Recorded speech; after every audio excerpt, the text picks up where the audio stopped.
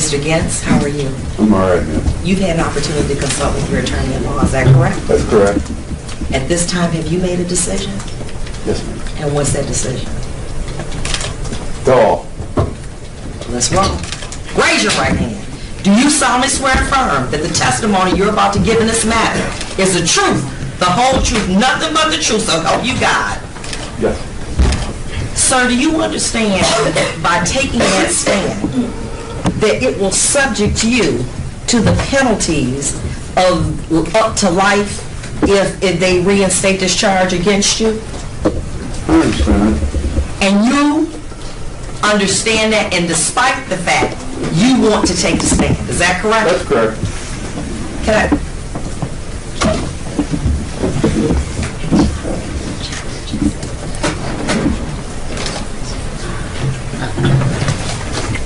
One second.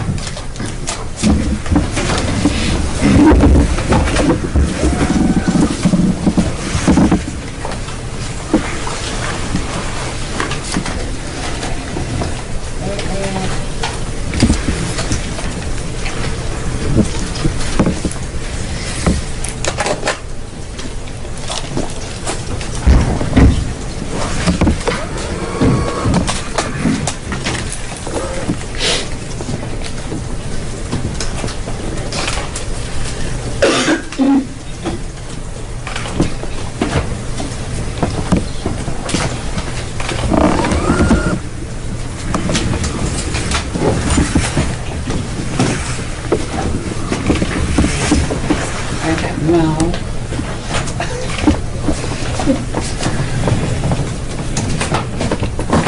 It's been a while. It's been. First of all, do you understand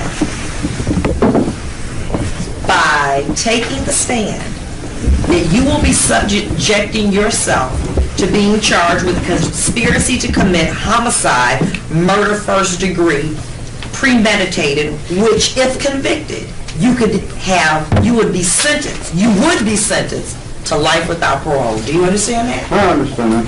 Solicitation of a homicide, well, strike that. Murder first degree, premeditated, life without parole. Do you understand that? I understand that.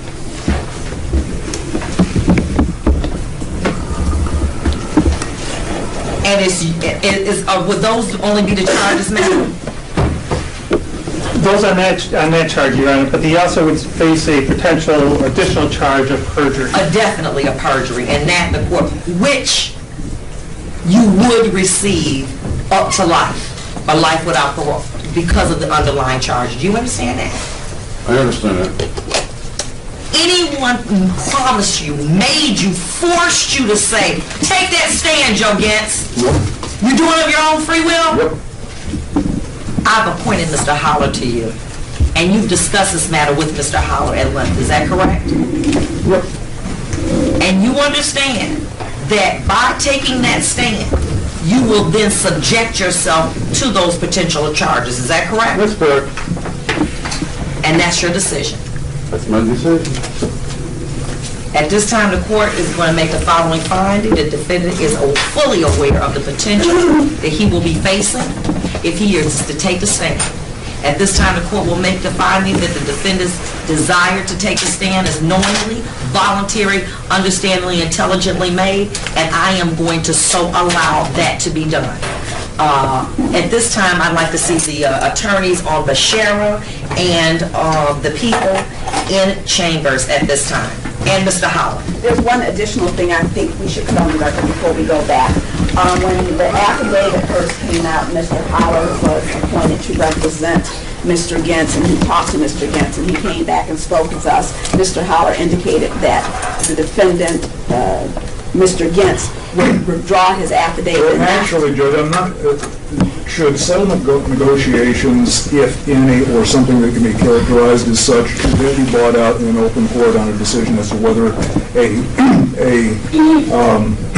It has no whether bearing. a witness is going to testify or not? I don't think it does. No, the rules of evidence don't apply to these types of situations. So the rules of evidence, when they talk about negotiations, you can't use that in a trial or anything like that. But it should be put on the record that it was conveyed to the people that if we would renegotiate Mr. Gentz's deal and give him 6 years, that he would withdraw his affidavit and not testify at this hearing. May I? May I? Raise your right hand. Yes, Do you ma'am. solemnly swear affirm testimony you're about to give this man the truth, the whole truth, nothing but the truth, so help you God? Yes or no? Yes or no? Yes. You just heard what Miss Lindsay said. Is it your desire, listen to me, to go forward subjecting yourself to these penalties and taking the stand? Is that what you want to do? Yes. What Miss Lindsay has indicated per the prosecutor is that there were some statements made that you would withdraw your affidavit if in fact you were given 6 years opposed to 17 to 28. That is what she said. Did you hear her verbally? That's what she said. Hello?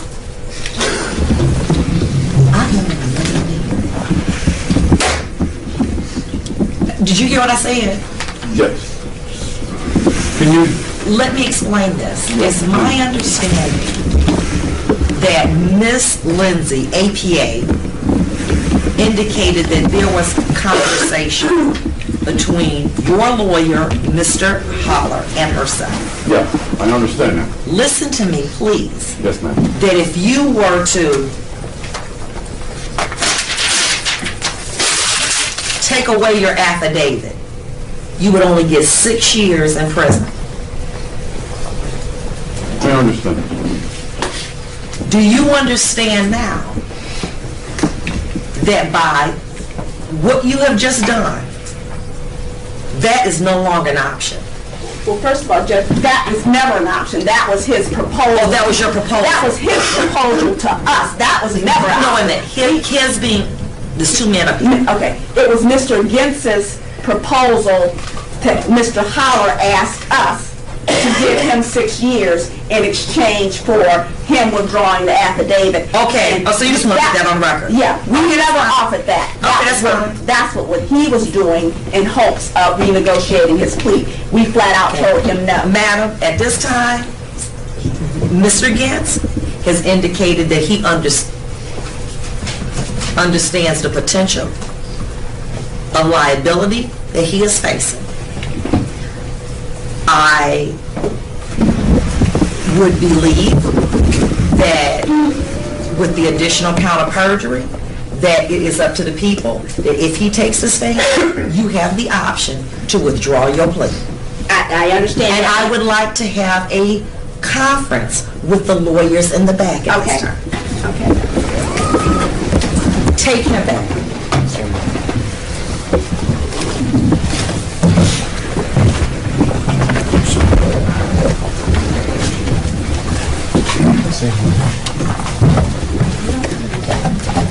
To get Mr. Bashara and Mr. Winslow.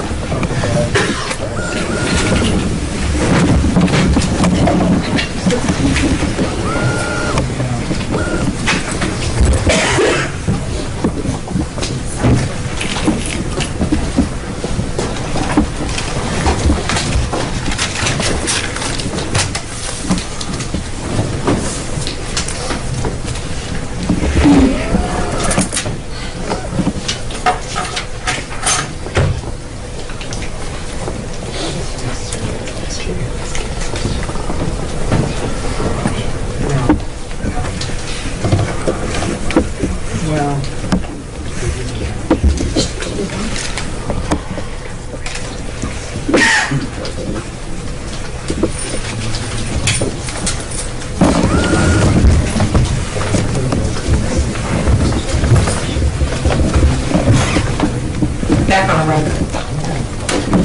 Mr. Ambrose, please. I've had an opportunity to have a conference with the respective attorneys at an in-chamber conference. There are some other, a video that your attorney may have you to review that was not disclosed prior to this event because he was represented by another attorney at law, Susan Reed, for the underlying matter. And basically, Mr. Holler would not have been privy to having that because it was a post-conviction matter that Mr. Holler was brought in on. That is correct, Your Honor. His trial counsel are aware that he testified previously under oath at an investigative subpoena transcript. Susan Reed was present along with the attorney Bill Winters. As part of discovery, they got that.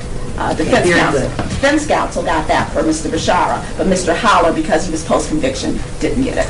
And we have a copy. Excuse me, be quiet. And because we do have a transcript that is available, in light of the seriousness of this nature, the questioning was done by videotape. Is that correct? Yes. I want you to see that. And I want you to have an opportunity to observe that with your attorney at law. I am not ready to proceed. I did not believe that this was going to occur, and now that it has, I do believe that legally the people need to determine several things.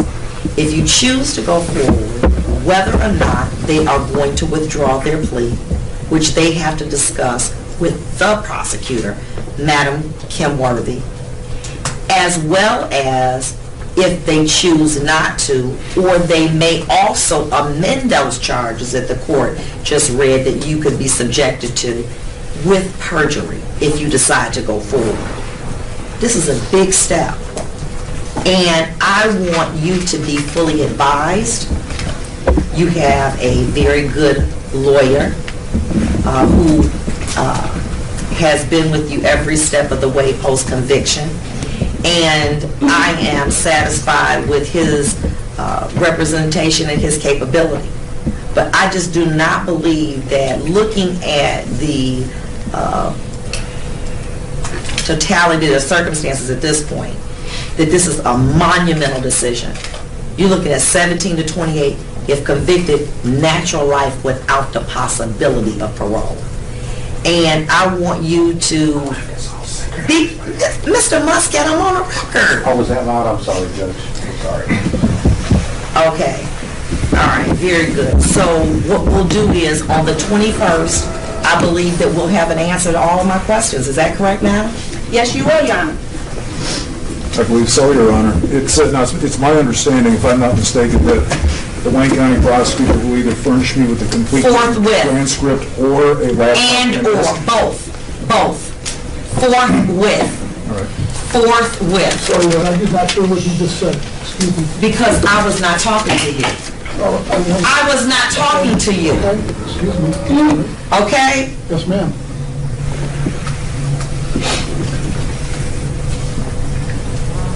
So we'll be back the 21st to determine what in fact Mr. Gitz is going to do.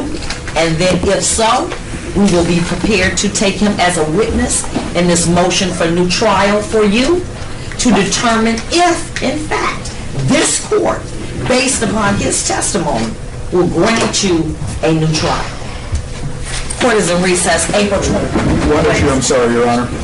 Just let me make an inquiry. Is there an expiration date on the writ from Mr. Gintz? Because we don't want to lose it. Cancel the writ for Mr. Gintz, cancel the writ for Mr. Bashara. We'll come back April 21st. Mr. Moffitt, I'm going to have you return also because we may need to be calling your witnesses. Your Honor, also the court put in place a keep separate order? Obviously. But But sometimes... the court is going to order, no, I'm not going to say obviously, because, okay, I'm going to order that there's a keep separate order. Yes, Mr. Moffitt, you're not available? Perhaps I am, Your Honor. I only wanted to say that Mrs. Barginelli, who I think is a highly peripheral witness to this matter, will be having an extensive operation the following day. I would like to ask the prosecutor, and Mr. Accardo will return at your convenience, if Mrs. Bartonelli might be excused for... I don't really even see that she would be necessary at At this this point. juncture, Your Honor, given this development, that's peripheral. We'll see how this plays out, and then if we need it, we'll deal with it then.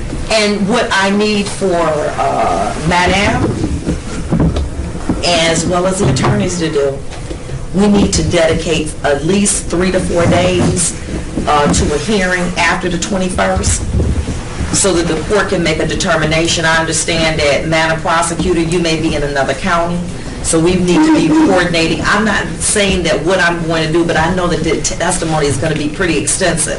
Yes. So we need to be able to set aside an ample amount of time so that we can go through this matter that is at hand. So I think that we've done everything. My client won't be available starting the 24th, Your Honor, just so if we do get... Okay, we don't, I doubt very seriously if we even need, I don't even see why we can't excuse the wife. I told him earlier today. You took to let her go.